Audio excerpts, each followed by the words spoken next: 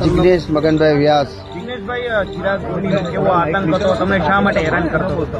એ ગોટી બહુ ખતરનાક આતંક છે એનો, અને એની જે સ્ટ્રેટર્જી છે એ બહુ ખતરનાક છે. આખા ફેમિલી, કુટુંબ ને બધા લોકોની હાલત ખરાબ કરી નાખે છે. એને જે કરેલું છે ને એ વાત કરી શકાય એવી નથી પરિસ્થિતિ મારી, કે હું શું કહું હવે.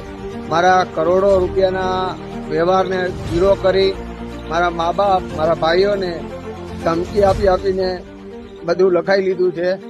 એમાં જે મેન આરોપી ચિરાગ ગોટી, એનો સાથીદાર યુવરાજ લક્ષ્મણ જાદવ, આ બધું કરીને મારે ટોટલ 23 કરોડ આજુબાજુની મારી જે પ્લોટ, ડાયમંડ, રોકડા, રૂપિયા, દાગીના, બધી જ વસ્તુ એ લોકોએ પડાવી લીધી છે.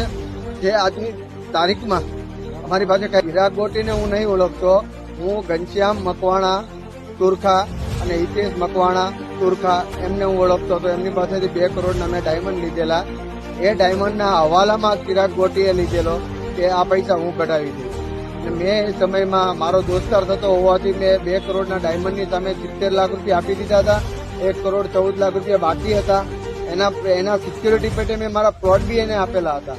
અને એ લોકોએ પછી ગેમ બનાવી, ઓફિસે અમને બોલાવી, મારીને મારા પપ્પાને, મારા ભાઈઓને હેરાન કરેલા છે. અને 30 તારીખ આજુબાજુ પાછા એ લોકોએ મારી પાસે હેરાન કરીને બીજા પ્લોટો લખાવી લીધા. એમ કરીને 3 થી 4 કરોડ રૂપિયા એને એક જ દિવસમાં કઢાવી લીધા.